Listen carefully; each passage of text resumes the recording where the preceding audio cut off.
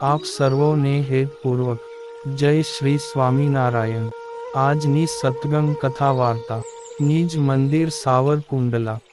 આજની સત્સંગ કથા વાર્તામાં આપણે ચાતુર્માસ ઉત્સવ કથા અંતર્ગત પવિત્ર શ્રાવણ માસના પ્રારંભે શિવ પૂજન અને અર્ચનના મહિમાની વાર્તા સાંભળશું। ભગવાન શિવજીએ શ્રાવણ મહિનાના દરેક દિવસને પર્વ કહ્યા છે અને સનતકુમારને આ મહિનાનું મહત્વ જણાવ્યું હતું। ભગવાન શિવજીને શ્રાવણ માસ ખૂબ જ પ્રિય છે, એટલે જ આ મહિનામાં શિવ પૂજાનું ખૂબ જ મહત્વ છે। શ્રાવણ માસનો દરેક દિવસ ખૂબ જ ખાસ હોય છે। સોમવારથી રવિવાર સુધી દરરોજ કરવામાં આવતી શિવ પૂજાથી અલગ અલગ શુભ ફળ મળે છે। આ મહિને દર બીજા ને ત્રીજા દિવસે કોઈ શુભ તિથિ કે તહેવાર અને ઉત્સવ હોય છે, એટલે જ ગ્રંથોમાં શ્રાવણ મહિનાને પર્વ પણ કહેવામાં આવે છે। ભગવાન શિવજીએ બ્રહ્માજીના પુત્ર સનતકુમારને જણાવ્યું હતું કે 12 માસમાં શ્રાવણ માસ મને ખૂબ જ પ્રિય છે। શિવજી કહે છે કે શ્રાવણ મહિનાનો દરેક દિવસ એક ઉત્તમ છે। આ મહિનાની દરેક તિથિએ વ્રત કરવામાં આવે છે। આ મહિનાના એક દિવસમાં પણ સંપૂર્ણ વિધિ વિધાન અને ભક્તિથી વ્રત કરી લેવામાં આવે તો તે પણ મને ખૂબ જ પ્રિય લાગે છે। શ્રાવણ મહિનાના મહત્વને સંપૂર્ણ રીતે જણાવવા માટે બ્રહ્માજીના 4 મુખ, ઇન્દ્રની 1000 આંખ અને શેષનાગની 2000 જીભ બની છે। ભગવાન શિવ કહે છે કે બધા મહિનામાં મને શ્રાવણ માસ ખૂબ જ પ્રિય છે। તેનો મહિમા સાંભળવા યોગ્ય છે, એટલે જ તેને શ્રાવણ માસ કહેવામાં આવે છે। આ મહિનામાં પૂનમના દિવસે શ્રવણ નક્ષત્ર હોય છે, આ કારણે પણ તેને શ્રાવણ માસ કહેવામાં આવે છે। આ મહિનાનો મહિમા સાંભળવાથી જ સિદ્ધિ મળે છે, એટલે પણ શ્રાવણ માસ કહેવામાં આવે છે। દેવી પાર્વતી, માર્કંડેય ઋષિ અને સમુદ્ર મંથન સાથે જોડાયેલો શ્રાવણ માસનો મહિમા। દેવી પાર્વતીએ યુવાવસ્થામાં શ્રાવણ મહિનામાં કશું જ ખાધા કે પાણી પીધા વિના જ કઠોર વ્રત અને તપસ્યા કરી હતી। ત્યાર પછી શિવજીએ પ્રસન્ન થઈને તેમની સાથે લગ્ન કર્યા। તેનું એક કારણ એ પણ છે કે ભગવાન શિવ શ્રાવણ મહિનામાં પૃથ્વી ઉપર પોતાના સાસરે ગયા હતા અને ત્યાં તેમનું સ્વાગત, અર્ઘ્ય અને જળાભિષેક દ્વારા પૂજન કરવામાં આવ્યું હતું। એટલે માન્યતા છે કે દર વર્ષે શ્રાવણ માસમાં ભગવાન શિવ પોતાના સાસરે આવે છે। વળી એવી પણ માન્યતા છે કે શ્રાવણ મહિનામાં જ સમુદ્ર મંથન કરવામાં આવ્યું હતું। સમુદ્ર મંથન સમયે જે હળાહળ વિષ બહાર આવ્યું હતું, તેને ભગવાન શંકરજીએ પોતાના કંઠમાં જ રોકી લઈને સૃષ્ટિની રક્ષા કરી હતી। પરંતુ વિષ પીધા પછી ભગવાન શિવનો કંઠ વાદળી થઈ ગયો હતો, એટલે તેમનું એક નામ નીલકંઠ મહાદેવ પડ્યું।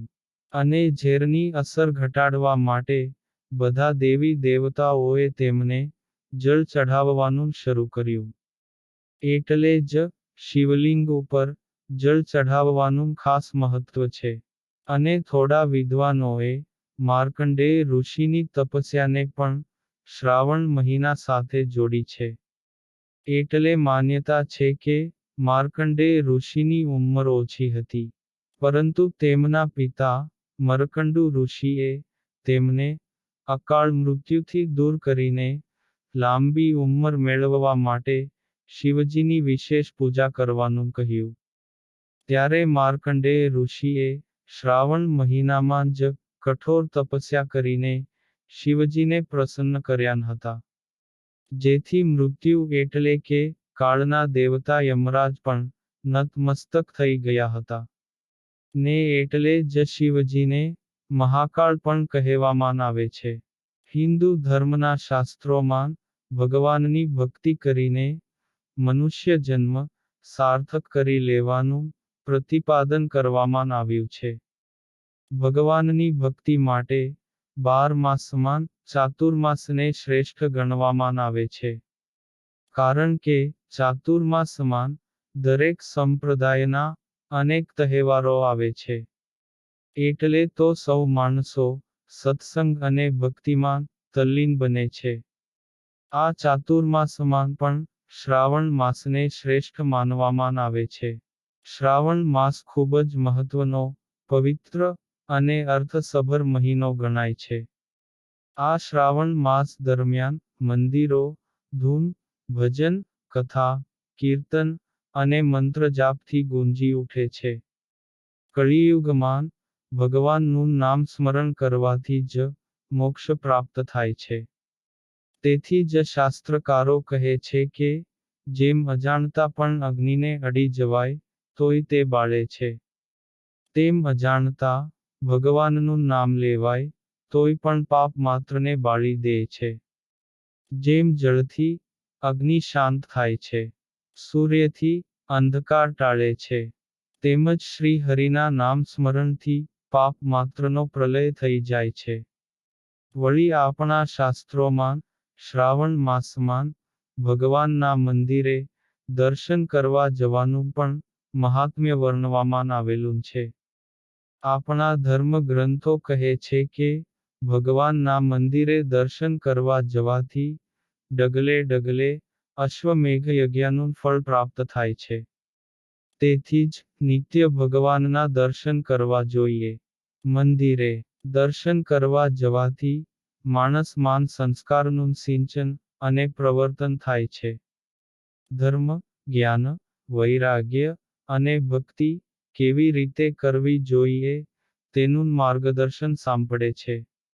જેમ મંત્ર જાપનું અને દર્શનનું મહત્વ છે, તેવી જ રીતે શ્રાવણ માસમાં ભગવાનની કથા સાંભળવાનો પણ મહિમા છે. આપણા શાસ્ત્રોમાં નિત્ય સાયંકાળે ભગવાનના મંદિરમાં કથા શ્રવણ કરવા જવાનું પ્રતિપાદન કરેલું છે.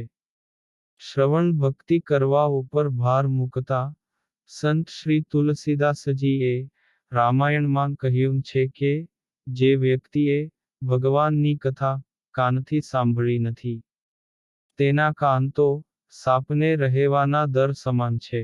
શુકદેવજી, સનકાદિકો અને વ્યાસજી જેવા મહાન પુરુષો પણ વારંવાર કહે છે કે જેણે કથા રૂપી રસ છોડીને બીજી વસ્તુઓમાં રસ માન્યો છે, તે માણસો તો સુખના માર્ગથી વંચિત રહી ગયા છે.